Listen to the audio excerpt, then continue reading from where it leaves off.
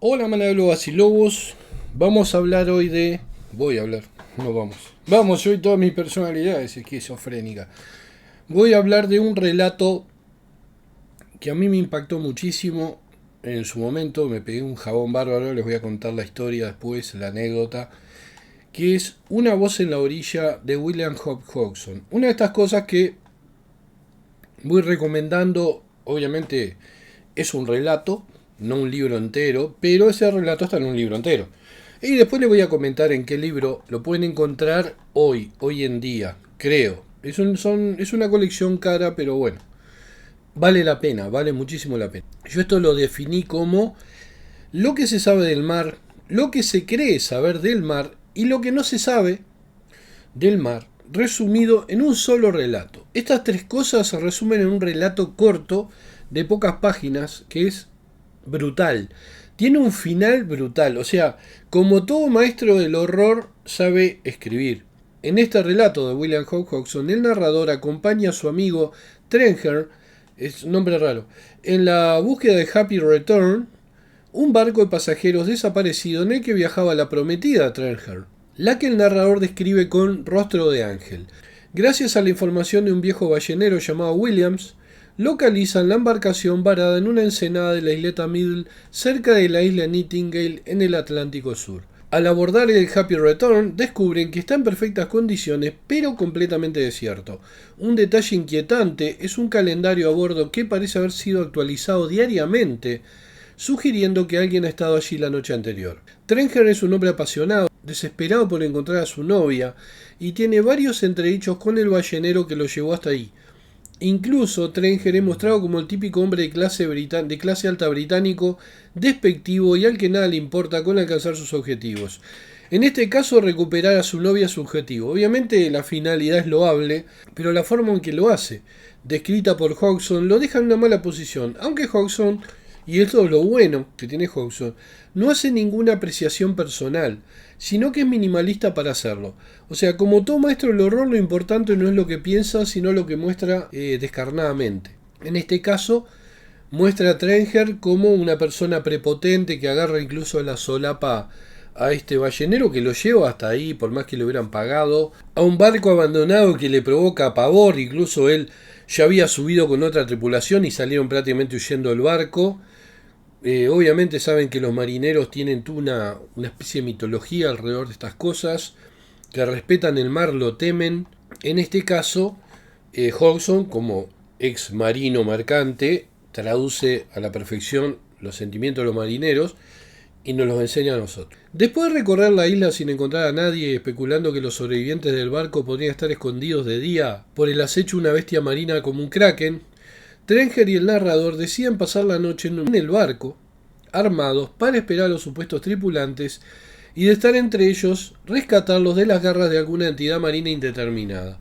Uno de los motivos por sospechar de la existencia de un calamar gigante en alguna caverna submarina bajo el barco es que desde la isla llegan a ver como rostros humanos flotando y especulan que son las ventosas de un calamar. Hay una parte donde Trenger llama al narrador y está mirando de una especie de rocas y se ven como rostros humanos que van flotando, como una especie de línea de rostros humanos, y especula que puede ser un calamar gigante que está sumergido y son los tentáculos. Durante la madrugada el narrador tiene un sueño vívido en el que la prometida de Trenger aparece y lo llama.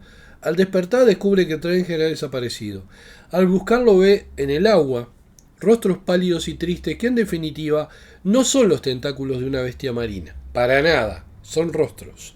Finalmente llega al bote con Williams y los marineros del barco en el que habían viajado hasta ahí, y mientras se alejan del barco fantasma, el narrador ve algo que lo aterroriza, y a mí, la verdad, cuando leí el relato en un contexto que no tenía nada que ver con el clima imperante. Sigo medio jodido, me estoy recuperando, pero quedé con algunas secuelas de una gran gripe que tuve. No les quise contar aquí qué es lo que se ve, pero sí la impresión que me produjo.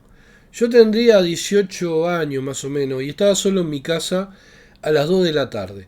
Ventana abierta con vistas a un árbol de flores rojas, cielo despejado bien azul. Estoy tratando de recordar más o menos. Era mi propio dormitorio, o sea que conocerlo lo conocía bien. Estaba completamente habituado a ese dormitorio Hacía muchos años que vivía en ese dormitorio. Es más, mi padre murió en ese dormitorio. Mientras leía, el clima del relato me fue oprimiendo al punto de que una leve sensación de temor me empezó a inundar.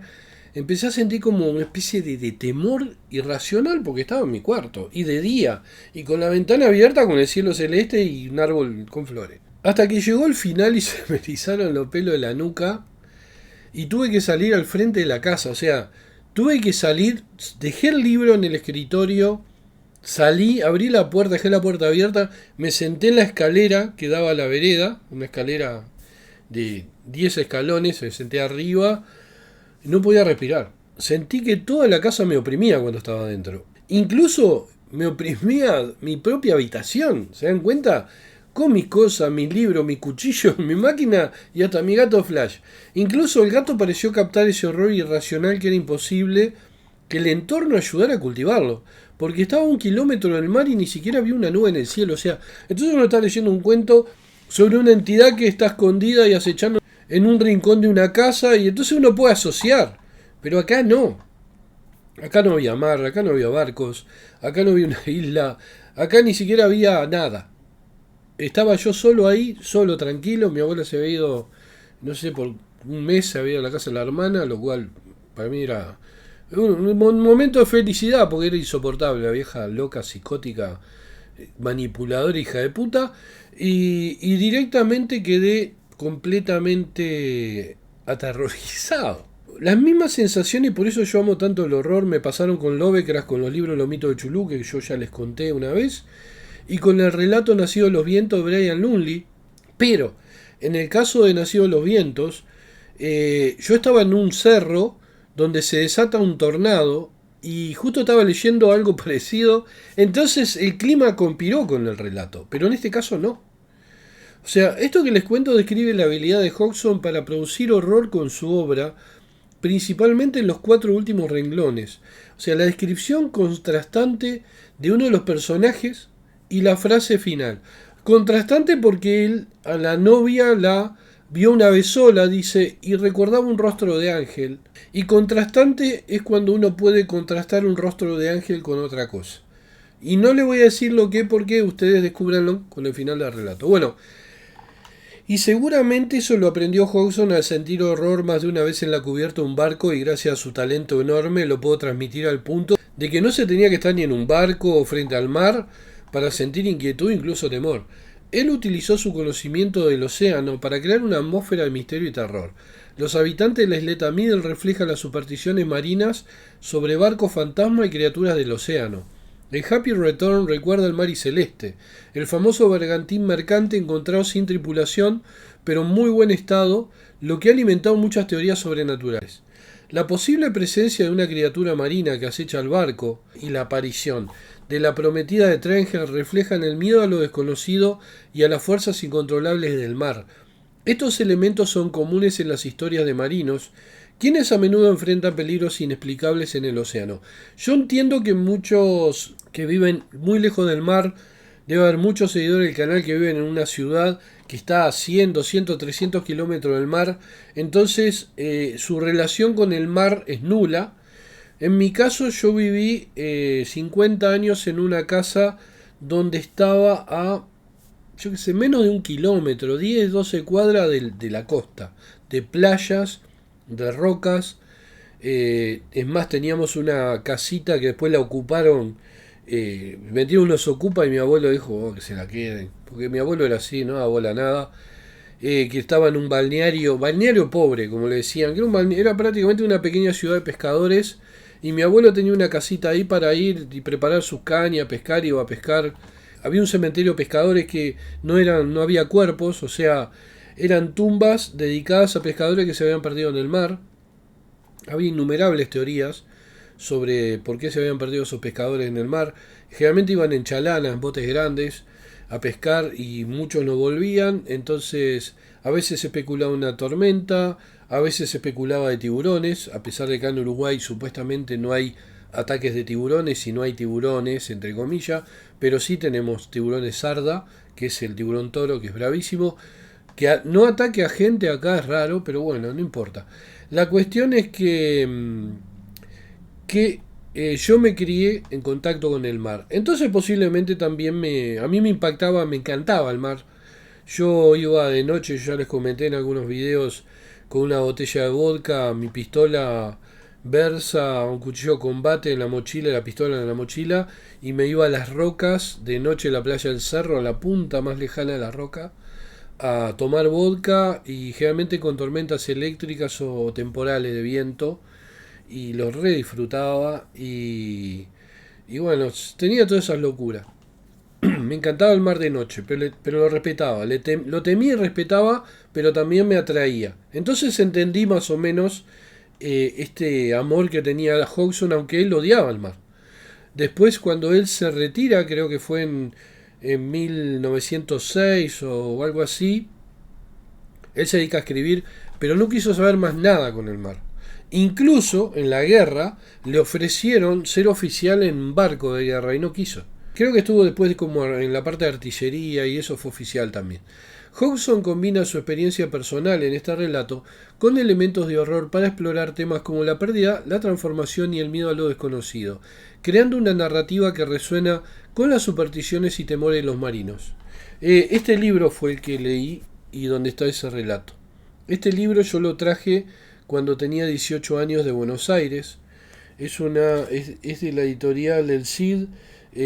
Lo compré en una librería, no me acuerdo si fue la Aleph o una de esas. Y le puse mi sello, yo le ponía un sellito que decía Roberto Galleto, escritor, a todo. Acá está, miren, re ridículo, me ha hecho este sello. Yo tenía ganas de ser escritor ya a los 16. A los 18 ya me sentía un escritor y le escribía como el orto.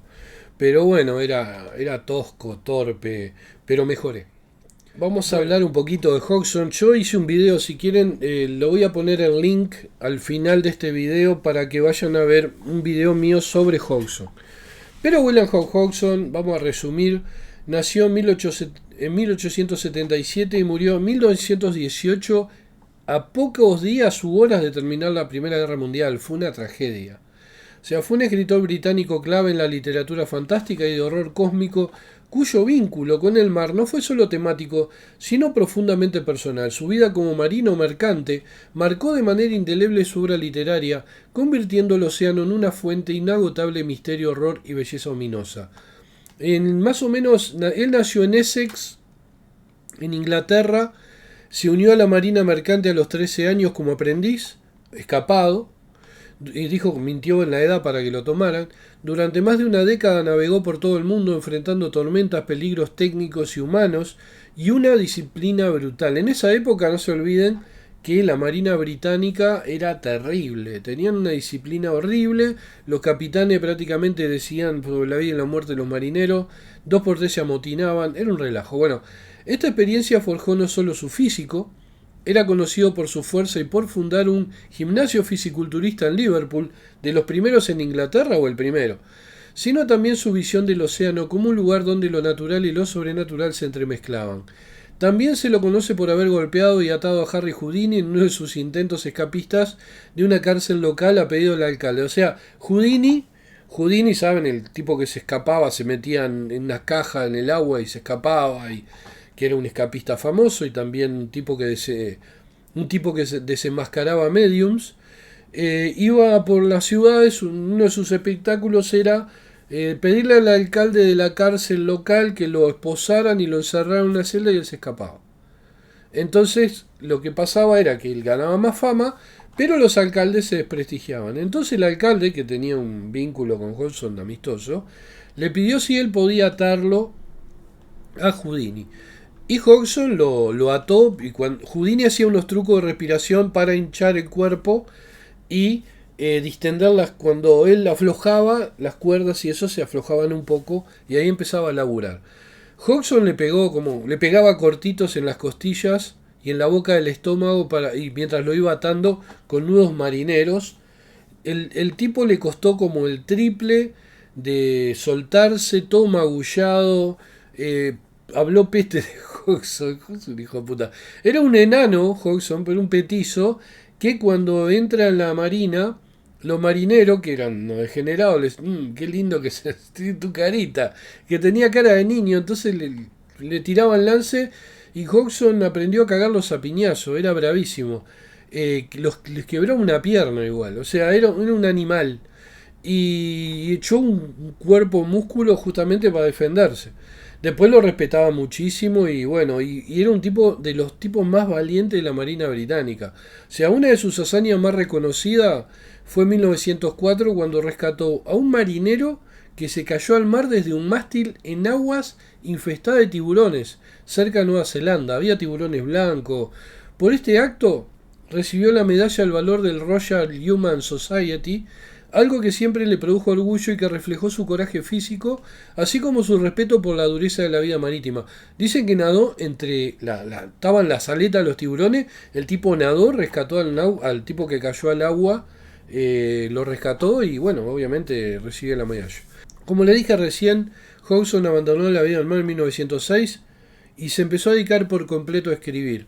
Muchos de sus relatos y novelas están directamente inspirados por sus vivencias como marino.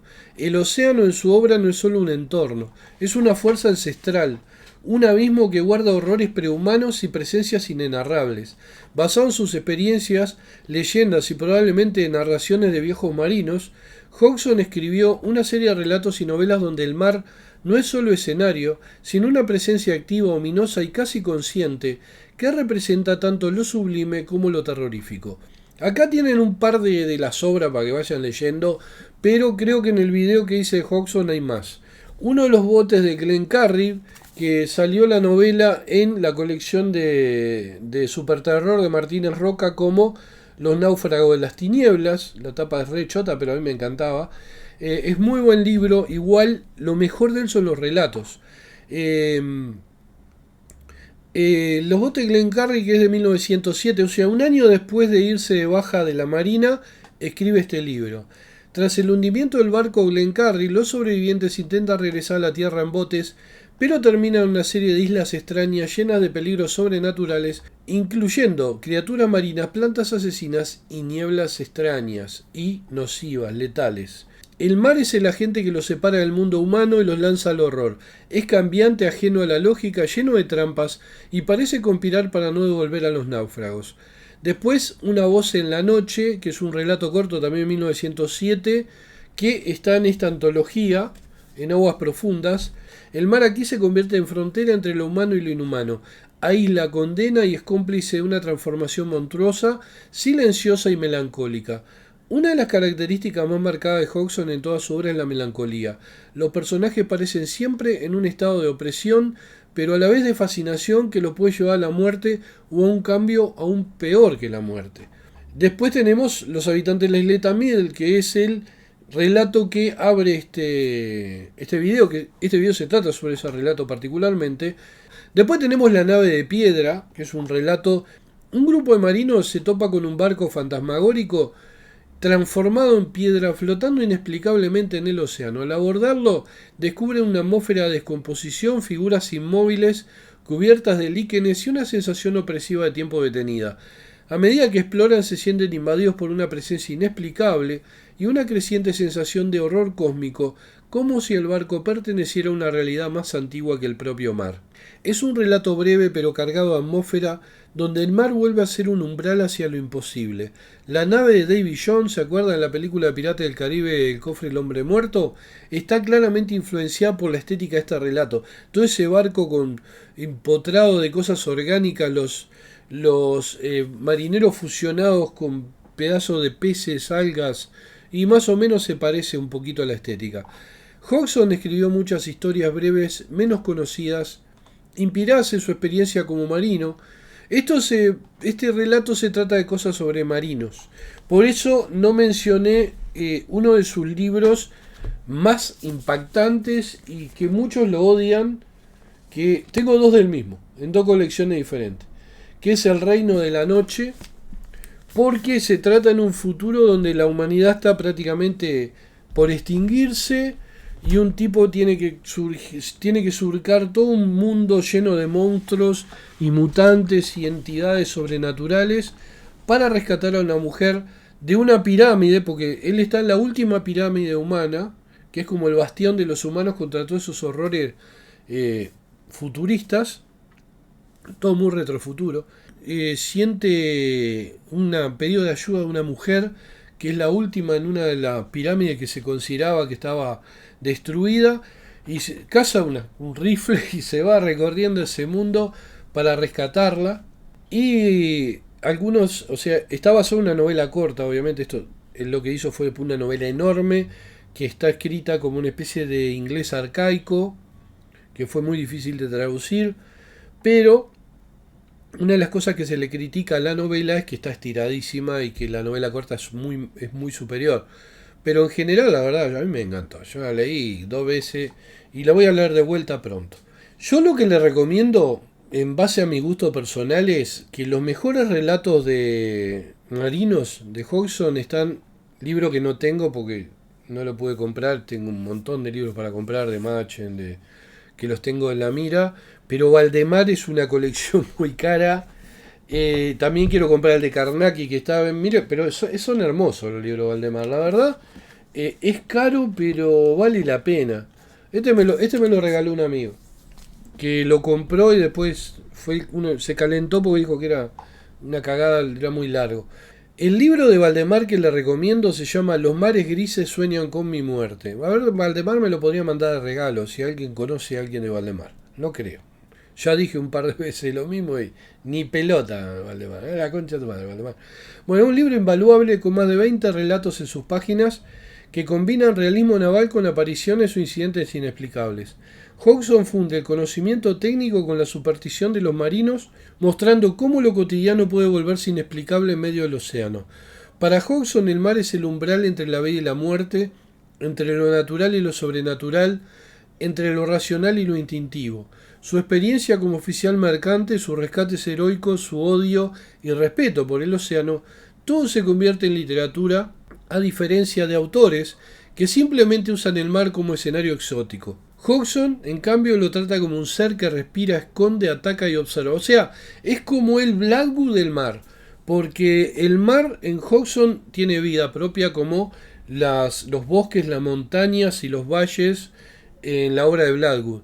Este hombre extraordinario, de cuya obra futura nos privó un obús alemán a finales de la Primera Guerra Mundial, es uno de los precursores del horror cósmico, una tradición que después expandiría Lovecraft, quien lo admiraba profundamente. Pero a diferencia de Lovecraft, cuya visión era más abstracta y filosófica, o producto de una indigestión con pescado en su infancia, Hodgson partía de la experiencia, no es joda, de la experiencia directa. El terror no venía del pensamiento racional, sino del cuerpo y la mente enfrentados al abismo del mar, de lo visceral. En sus historias el mar no es solo un lugar peligroso, es una dimensión de lo luminoso, lo otro, lo que no pertenece al mundo humano. En muchos sentidos, Hodgson fue un cartógrafo del miedo ancestral que los hombres siempre han sentido por los océanos, que como todos saben, menos lo que se pasa en TikTok, es el 71% de nuestro planeta. O sea, es prácticamente todo océano el planeta. El 29% es tierra. Y por eso nos abruma como lo hace principalmente si nos cruzamos con un barco fantasma en una isleta llamada Middle. Yo les recomiendo a Hodgson. Para mí es uno de mis escritores favoritos. Es uno de los maestros de Lovecraft. Yo lo descubrí accidentalmente porque cuando viajé a Argentina, me acuerdo a los 18 años que fui a una reunión del CACIF, creo que fue, justamente estaban hablando de Hodgson ahí. Y había un tipo que era muy fanático de Lovecraft y nos pusimos a hablar y me dijo, ¿leíste Hodgson? Mirá que hay un libro que está en oferta, creo que era en el Aleph, está en oferta en el Aleph y se llama Aguas Profundas, te lo recomiendo. Y me acuerdo que me fui derecho y me lo compré. Y después lo conseguí en una editorial de mierda acá, que está resumido. Acá creo que son 6 relatos, acá hay 4. Y después otro libro que les recomiendo que es increíble, que ya no es marino, es La casa en el límite. Esto es una obra de arte. Ven, este libro no es tan grueso, pero es una obra de arte. Es brutal. Es brutal. Es una casa que está en una especie de al lado de un abismo y empiezan a suceder fenómenos que abren puertas a otra dimensión en el fondo de la casa. Y muchos han robado la idea, pero nadie lo hizo como Hodgson. Yo me acuerdo que este libro se lo compré a un viejo que es librero acá, me recagó, me cobró como $200. Y me acuerdo que un día me salgo de laburar y cuando paso por una librería tenían una mesa llena de oferta y valdrían $5. Y el tipo tenía varios de estos. Se ve que fue, compró varios y los estaba vendiendo a los salame que éramos coleccionistas de Lovecraft. Nos estafó a todos. Pero bueno, está. Allá, como decía mi abuela, que le sirva para remedio. El tema es que igual no me arrepiento de haberlo comprado porque capaz que si hubiera pasado por esa librería no lo habría visto. Lo vi porque ya lo había comprado. Y bueno, me tengo que comprar Carnacki, lo leí hace mucho, lo tuve en una colección vieja y fue de los pocos libros de los mitos de Chulú, o sea, de los maestros de Lovecraft, de lo poco que presté y no me lo volvieron, por lo cual nunca más presté un libro de Lovecraft. También le presté a un amigo que era muy amigo mío y me recagó igual. Le presté, me acuerdo, Ciclo de aventuras oníricas de Randall Carter de la colección de Alianza Editorial. Viaje al otro mundo, un hermoso libro de Lovecraft. Y me acuerdo que se lo presté y después le dije si me lo devolvía y me dijo, no, no lo tengo, vos no me lo prestaste. Y miro así y lo tenía en la biblioteca. O sea, y me acuerdo que para no pelearme fui a una librería, salí de ahí, al otro día fui a justo había ido a comer a la casa, al otro día me fui a una librería donde lo había comprado y había otro y me compré otro. Dije, ya está. Y se me quedó con el libro de It de Stephen King. Bueno, ese tampoco lo sufrí. Pero no me hubiera desagradado tenerlo. Es el único libro que me gustó de Stephen King, realmente. Capaz que lo leo ahora y me parece una mierda. Pero en su momento me gustó. Bueno, espero que les haya gustado este video. Les recomiendo a Hodgson si no lo conocen. Les recomiendo ese relato, Los habitantes de la isleta Middle en particular. Es uno de mis relatos favoritos de Hodgson, o sea, todos son favoritos, pero en particular ese porque a mí me produjo un terror irracional en un contexto que no daba para sentir terror de nada. Quiere decir que estuve tan compenetrado con la historia que me sentí en la propia historia. Capaz que ustedes lo leen y debido a todo lo que ha pasado por sus cabezas y a todo el cine y eso, no los afecta. No se olviden que yo también tenía 18 años, estaba empezando a leer Lovecraft hacía muy poquito y lo leí en un contexto donde obviamente no me había pasado todo el cine y toda la literatura que me pasó después por arriba.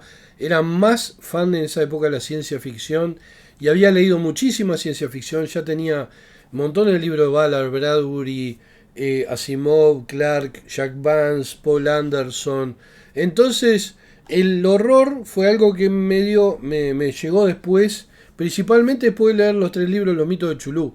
Hacía poco que había leído los 3 libros de Relatos de los mitos de Chulú y este libro lo compré después, justamente en un viaje a Buenos Aires. Bueno, espero que les haya gustado este video, de me gusta, compartan, comenten. Mis 2 libros, de uno de horror y otro de fantasía oscura, están en Amazon.